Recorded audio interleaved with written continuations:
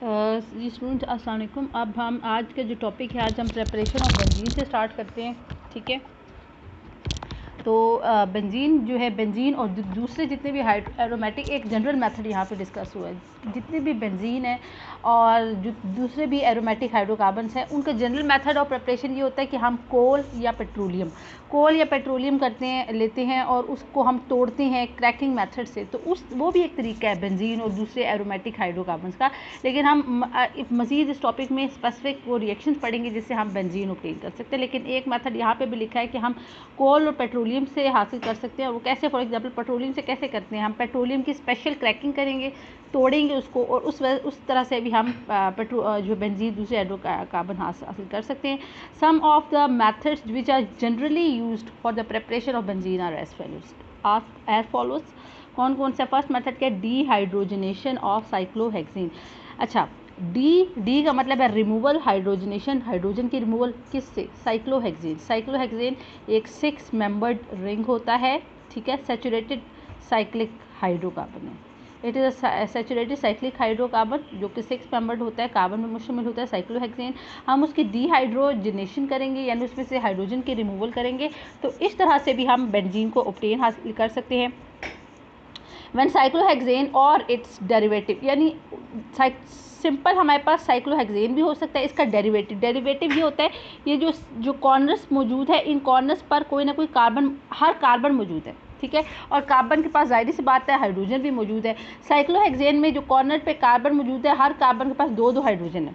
जब इन किसी भी एक कार्बन की हाइड्रोजन की जगह कोई और ग्रुप आता है, कोई एटम या ग्रुप आता है, तो उसका डेरिवेटिव बन जाता है। तो साइक्लोहेक्सेन अगर हम खुद लें या उसका कोई डेरिवेटिव ले, और अगर हम उसकी डीहाइड्रोजनेशन करें, तो इससे हमें क्या मिलेगा? बेंजीन। ठीक है, सो व्हेन साइक्लोहेक्सेन और इट्स डेरिवेटिव इज डीहाइड्रोजनेटेड, यानी हम उसकी डीहाइड्रोजनेशन करेंगे, वी गेट बेंजीन और अ सब्स्टिट्यूटेड बेंजीन। जाहिर बात है अगर हम साइक्लोहेक्सेन यूज़ करेंगे तो हमारे पास बेंजीन यूज़ आएगा। अगर हम डेरिवेटिव लेंगे साइक्लोहेक्सेन का, तो हमारे पास सब्स्टिट्यूटेड बेंजीन हासिल होगी, यानी ऐसी बेंजीन आएगी जिसमें कोई ना कोई ग्रुप लगा होगा साइड पे। ठीक है, the reaction is carried out by the use of catalyst at elevated. Catalyst use करेंगे हाई टेम्परेचर पे। तो जैसे आपको रिएक्शन बता रहा है कि ये साइक्लोहेक्सेन है, प्लैटिनम या प्लैटिनम लिया 250 डिग्री सेंटीग्रेड में, तो हमने बेंजीन हासिल हुई, और डीहाइड्रोजनेशन है तो 3 हाइड्रोजन के मॉलिक्यूल निकले हैं। अगर हम डेरिवेटिव यूज़ करेंगे तो फिर इसके नतीजे हमारे पास सब्स्टिट्यूटेड बेंजीन बनेगी। ठीक है, दूसरा रिएक्शन पढ़ते हैं, फ्रॉम एसिटाइलिन। अच्छा, ये वाला रिएक्शन वो है जो आपने पिछले यानी 8th चैप्टर में भी पढ़ा है, लेकिन ये था कि उसमें कैटलिस्ट दूसरा था और टेम्परेचर की कंडीशन दूसरी है। लेकिन है उसमें वही कि आप एसिटाइलिन से भी आपने उसमें पढ़ा हुआ है। एसिटाइलिन के जब हमने रिएक्शन पढ़े थे तो हमने पढ़ा था कि एसिटाइलिन जो है 3 मॉलिक्यूल एसिटाइलिन के कंबाइन करके जो है वो बेंजीन बनाते हैं। लेकिन उस केस में आपने कॉपर का ऐसा कैटलिस्ट यूज़ किया था और 300 डिग्री सेंटीग्रेड का टेम्परेचर दिया था। लेकिन अगर आप निकल ऐसा कैटलिस्ट यूज़ करेंगे तो आपको 70 डिग्री सेंटीग्रेड का टेम्परेचर देना पड़ेगा। ठीक है, तो benzene is form by passing acetylene under pressure, और प्रेशर यूज़ करना पड़ेगा ओवर एन ऑर्गेनो निकल कैटलिस्ट। सिर्फ निकल नहीं बल्कि ऑर्गेनो निकल, यानी ये ऐसा निकल है जो कि ऑर्गेनिक कंपाउंड के साथ जब निकल अटैच्ड होता है तो वो ऑर्गेनो निकल कहलाएगा। ठीक है, वो ऑर्गेनो निकल कैटलिस्ट यूज़ करना है एट 70 डिग्री सेंटीग्रेड में। ठीक है, सो ये आप देख रहे हैं कि 3 एसिटाइलिन के मॉलिक्यूल है, ऑर्गेनो निकल कैटलिस्ट यूज़ किए, 70 डिग्री सेंटीग्रेड में आपके पास बेंजीन बन गया। दूसरा आपके पास जो तरीका है बनाने का बेंजीन का, या सब्स्टिट्यूटेड बेंजीन का, बेंजीन भी बना सकते हैं सब्स्टिट्यूटेड। मैंने आपको बताया ना सब्स्टिट्यूटेड बेंजीन क्या होता है, उसमें बेंजीन रिंग के साइड पर कोई ना कोई ग्रुप मौजूद होता है। तो बेंजीन एंड टोलीन क्या होता है, जिसमें बेंजीन के एक कार्बन की हाइड्रोजन रिप्लेस हो जाती है बाय CH3 ग्रुप। सो बेंजीन, ये है बेंजीन और ये टोलीन। तो benzene and toluene are also prepared by passing the vapours of n hexane और N-हेप्टेन। अगर हम बेंजीन प्रिपेयर करना चाहते हैं तो हमें N-हेक्सेन यानी स्ट्रेट चेन हेक्सेन लेना पड़ेगा। अगर हम क्या कहते हैं टोलीन प्रिपेयर करना चाहते हैं तो हमें N-हेप्टेन लेना पड़ेगा, और हमें एक मिक्सचर कैटलिस्ट का यूज़ करने का। उस मिक्सचर पे क्या क्या चीज़ें होंगी? Cr2O3 होगा, Al2O3 होगा, सिलिकॉन डाइऑक्साइड होगा, और हमें 500 डिग्री सेंटीग्रेड का टेम्परेचर यूज़ करना पड़ेगा। तो उसके नतीजे में हम ये चीज़ें बनाएंगे। N-हेक्सेन हमने लिया, स्ट्रेट चेन हेक्सेन, ये कैटलिस्ट का मिक्सचर लिया, Cr2O3 Al2O3 SiO2, 500 degree centigrade का टेम्परेचर, बेंजीन ऑब्टेन हो गया और हाइड्रोजन आपके पास आ गया। ठीक है, इसी तरह ये आपके पास अच्छा, यहाँ पे इन्होंने यहाँ जो है इस बुक में यहाँ इन दोनों के, जहाँ मैं पॉइंट आउट कर रही हूँ, इसके दरमियान भी सिंगल बॉन्ड्स हैं। आपकी टेक्स्ट बुक में इन दोनों के दरमियान सिंगल बॉन्ड है, ठीक है, सिर्फ यहाँ पे भी नहीं, यहाँ पे नहीं। तो जब आप एन हेप्टेन लेंगे यानी 7 मेंबर्ड स्ट्रेट चेन लेंगे अल्केन, तो आप इस यही वाला कैटलिस्ट का मिक्सर यूज़ करेंगे, 500 डिग्री सेंटीग्रेड का टेम्परेचर लेंगे, तो इस केस में भी जो है क्या होगा, आपके पास टोलिन आएगा और आपके पास 4 मॉलिक्यूल्स ऑफ हाइड्रोजन भी इसमें बनेंगे, ठीक है।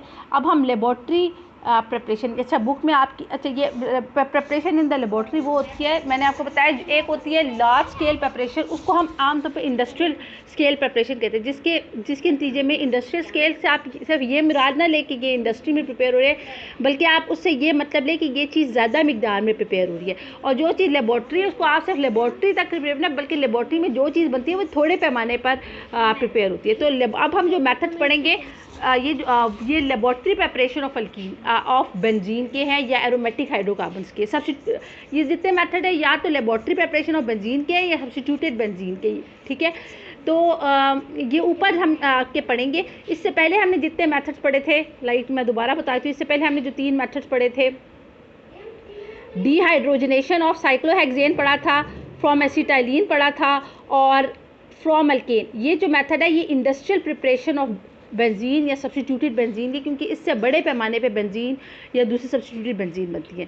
लेकिन अब जो हम मेथड पढ़ेंगे प्रिपरेशन ऑफ बेंजीन या substituted benzene in the laboratory, ये वो मेथड्स होते हैं जिससे थोड़े पैमाने पे बेंजीन या सब्स्टिट्यूटेड बेंजीन बनती है, लेबॉर्ट्री में किए जाने वाले प्रोसीजर्स हैं।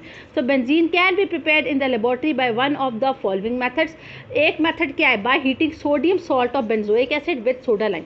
हमने बेंजोइक एसिड लेना, उसका सोडियम सॉल्ट कैसे लेंगे, हम उसका हाइड्रोजन रिमूव कर देंगे विथ सोडियम, तो सोडियम सॉल्ट बन जाएगा। ये देखिए बेंजोइक एसिड है ना, इधर H होता है ना, जहाँ पे मैं पॉइंट आउट कर रही हूँ, इधर H होता है, अगर आप H की जगह सोडियम ले आएंगे यहाँ पे, तो इसका सोडियम सॉल्ट बन जाएगा बेंजोइक एसिड का। अच्छा, अब सोडा लाइम कैसे प्रिपेयर होगा, NaOH और कैल्शियम ऑक्साइड, ये दोनों मिलकर बनाएंगे soda lime. NaOH and calcium oxide combine will form soda lime. तो आपने क्या कहते हैं, सोडियम सॉल्ट और बेंजोइक एसिड लिया और उसका आपने रिएक्शन कराया सोडा लाइम से। सोडा लाइम में NaOH और कैल्शियम ऑक्साइड दोनों शामिल होता है। तो जब आप इसके साथ ट्रीटमेंट कराएंगे, अच्छा सोडियम सॉल्ट और बेंजोइक एसिड को सोडियम बेंजोएट भी कहते हैं, this is a sodium salt और benzoic acid.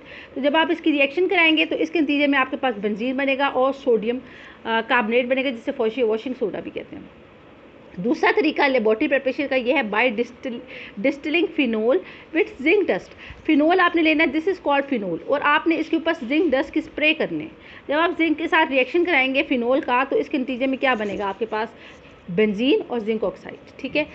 By the hydrolysis of benzene sulphonic acid, आपने बेंजीन ये वाला स्ट्रक्चर है, ये बेंजीन सल्फोनिक एसिड है, आपने इसकी हाइड्रोलिसिस करनी है। हाइड्रोलिसिस क्या होता है, कोई भी ऐसा केमिकल रिएक्शन जो वाटर की वजह से होता है और जिसमें वाटर खुद भी ब्रेक कर जाता है, तो वो हाइड्रोलिसिस है। हाइड्रो का मतलब वाटर है, लाइसिस का मतलब है वाटर, लाइसिस का मतलब है टूटना, ठीक है। तो कोई भी ऐसा हाइड्रोलिसिस का मतलब है कोई भी, दोबारा सुन लें, कोई भी ऐसा रिएक्शन, केमिकल रिएक्शन जो वाटर की वजह से होता है, जिसमें वाटर इटसेल्फ टूट जाता है, तो हाइड्रोलिसिस होता है। हाइड्रो का मतलब होता है वाटर, लाइसिस का मतलब है टूटना। तो इसमें क्या होगा कि बेंजीन सल्फोनिक एसिड के ऊपर आपने सुपर हीटेड स्टीम की स्प्रे करनी है। अब स्टीम भी तो एक फॉर्म ऑफ वाटर ही है ना, तो आपने हाइड्रोलिसिस करनी है बेंजीन सल्फोनिक एसिड की विद सुपर हीटेड स्टीम और by boiling with dilute HCl, या आपने सुपर हीटेड स्टीम यूज़ करनी है और या बॉइलिंग HCl, मतलब वो कह रहे हैं इसमें ऑप्शन है आपके पास, आप कुछ भी यूज़ कर सकते हैं।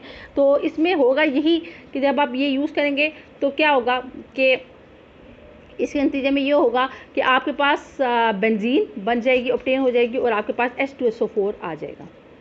तो बेंजीन सल्फोनिक एसिड को सुपर हीटेड स्टीम से या बॉइलिंग डाइल्यूट HCl के साथ आप बॉइलिंग करें डाइल्यूटेड, तो तब आपके पास बेंजीन आएगी और सल्फ्यूरिक एसिड बन आएगी।